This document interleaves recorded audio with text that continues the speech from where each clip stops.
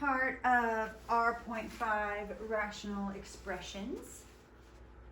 Before we jump into simplifying those, let's again review factoring. Always when we're factoring, we start by finding what? Correct, GCF. So both of these have a 2 in common, so we will factor that out. Once you factor out a 2, we can look at these parentheses and see that it's not 3 terms, so it's not a trinomial, so we know we're not going to split the middle. It's not 4 terms, so we're not going to factor by grouping.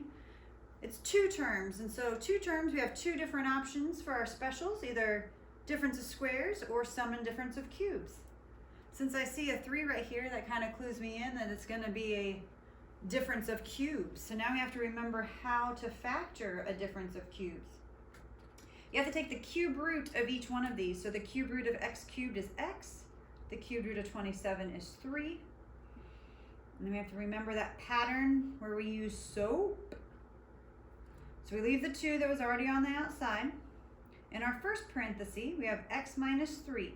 The sign is the same as it was given to us. Then we have x squared. O for opposite, the sign is now the opposite. You multiply the 2 together, so 3x. And then our last sign is always positive, and our last number is this value squared, so 9 squared. And now it's factored. So we're going to take that information and apply it to rational expressions. So last time, all we did is we took one fraction and factored it and simplified it. Now we have 2 fractions that are going to be either multiplied or divided. But the process is the same. We still start by getting everything factored. So if you look at the first numerator, x cubed minus 27, that's that difference of squares that we just practiced in our warm-up. So what I would do is go ahead and pause the video so you can write that down and try to factor everything and see if you can simplify and then come back and check your answer. All right, so that first one we just did, that's the x minus 3, x squared plus 3x plus 9. You can go over to the next numerator if you want to, or you can go down to the denominator. This denominator, 4 and 3 multiply to get 12 and add to get 7. So we have x plus 4 and x plus 3. We are then multiplying that times x squared minus 9, which is a difference of squares. So x minus 3, x plus 3, over this one down here, factors 4 and a positive 4 and negative 3 to get a negative 12 and 1. So we have x plus 4 and x minus 3. So it's really just a large factoring problem to start with. We get to factor 4 times, and then after we do that, we start looking for pairs that could divide out. So if there's anything that is the same in the numerator and the denominator, it can't be numerator, numerator, or denominator, denominator. It has to be numerator and denominator. So right here I see x minus 3 and x minus 3. Those can divide out to equal 1. And then I also see this x plus 3 here and this x plus 3 over here. People ask, is it okay to take them from different fractions? Absolutely. So I can take this x plus 3 out and this x plus 3 out because they, when you divide them, equal 1. Okay, so now it looks like we have nothing left that we can divide out. So everything left is part of our final answer. So in our numerator, we have x minus 3, x squared plus 3x plus 9. And then our denominator, we have 2x plus 4s. Instead of writing them both out separately, we want to combine them together as x plus 4 squared. Just like in our previous lesson, we want to also exclude anything from the domain that would make our denominator equal 0. So we took out a plus 3 and a minus 3, so that means negative 3 and 3 would both be excluded, because if we substitute those in, they would make our denominator equal 0. All right, let's try another. All right, now this one's a division problem. It still starts the same way. You are going to factor numerator, denominator, numerator, denominator. So everything factors to start. The only difference is we don't simplify in a division problem until we change it.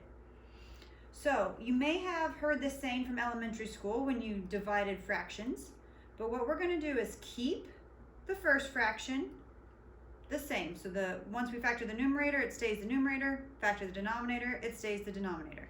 So keep that the same. We're going to change the sign. So instead of having division, now it's going to be multiplication. And then the last fraction we are going to flip. So the numerator will become the denominator and the denominator the numerator. So keep, change, flip. But before we can get into all that, we have to start factoring. Now these take a little bit more effort to factor because if you look at this top trinomial, it has a leading coefficient of 2. So we can't just find what multiplies and adds and just plug them into the parentheses like we did on the last one. We actually have to split the middle. So this first numerator here, you're going to have to split the middle. So that's going to take a little bit of work and a little bit of time. So go ahead and pause and work through that and then come back and check and see how you did. All right, so just kind of a reminder on splitting the middle. We take our A times our C, so 2 times -3, which is -6, and then we want it to add to -5. So things that multiply to -6 but add to -5 would be -6 and 1. So we have 2x squared minus 6x plus x minus 3. We then group these first two together, take out the GCF of 2x, leaving us with x minus 3. Group our second two together. Their GCF is 1. We still have to take that out, leaving x minus 3. And then we have x minus 3 times 2x plus 1. So that's that first numerator factored. Then factoring the denominator is going to be a little bit easier because it doesn't have a leading coefficient of anything other than 1. So we like it when those leading coefficients are 1. All right, so if we factor this denominator, things that multiply to get -12 and add to get -1, we end up with x minus 4 and x plus 3. All right, remember we're changing the sign to a multiplication, and then we're flipping this. So my new numerator is going to come from the denominator. So this denominator right here, we can factor to x plus 5 times x minus 4. And then the new denominator comes from this numerator. Now you'll notice that this numerator has a leading coefficient of 2. So again, we're going to have to split the middle. Take 2 times 3 is 6, something that multiplies to get 6 but adds to get 7. That would be 6 and 1, both positive. So 6x plus 1x plus 3. Hopefully you guys have done all of this already on your own. So much easier for you to understand if you try it on your own and don't just copy what I'm writing. All right, so we end up with x plus 3 in our denominator and 2x plus 1.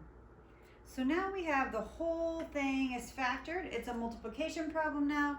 So now we just get to go through and divide out anything that's common on the top and bottom. So we have a 2x plus 1 and a 2x plus 1. Those can go away. An x minus 4 and an x minus 4. Those can go away.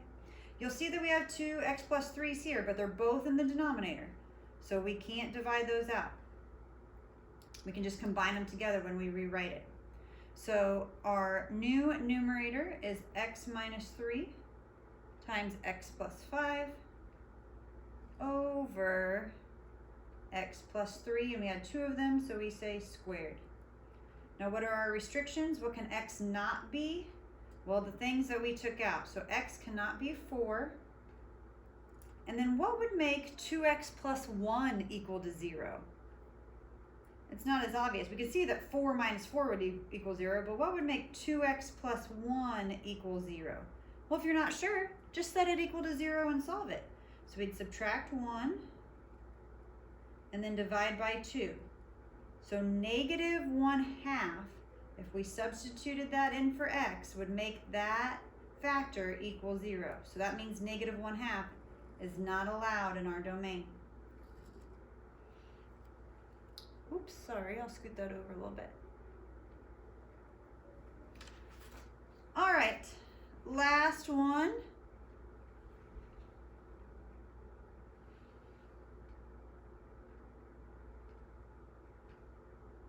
Again, please go ahead and write it down, but then pause it and give it a try.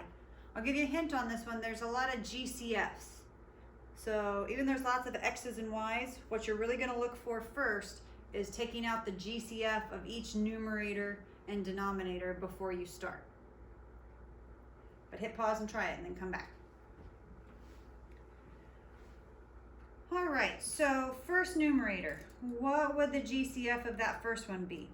Well, they both have an x and a y squared. So we're going to take xy squared out, and then we have x squared plus y still left.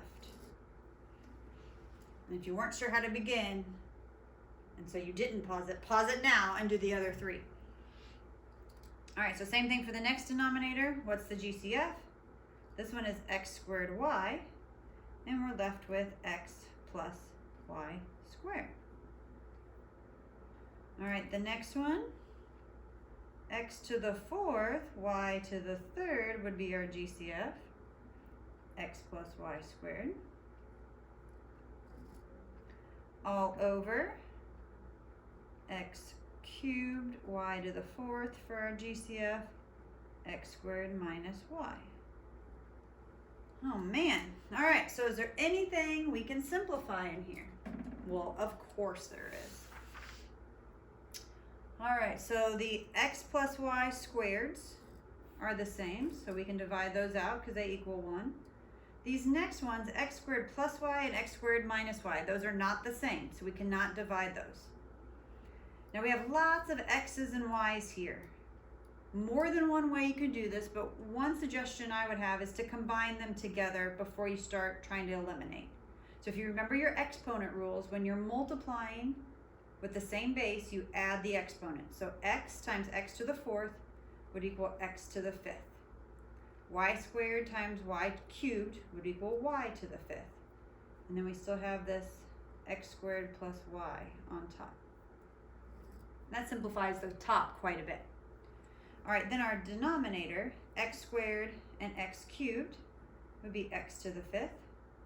Y and y to the 4th would be y to the 5th. X squared minus y. I think now it's more obvious that the two x's are the same, and when you divide something by itself, it equals 1, so those would divide out to equal 1.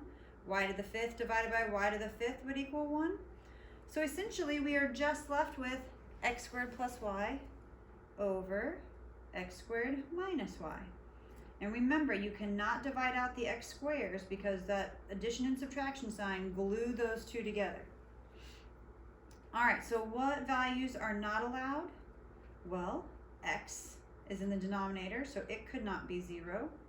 And y is in the denominator, so it could not be 0.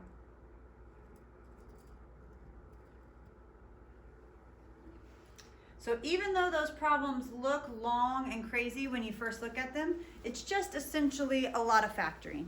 So factoring GCFs, splitting the middle, difference of squares. As long as you can get it factored, then you can start dividing things out.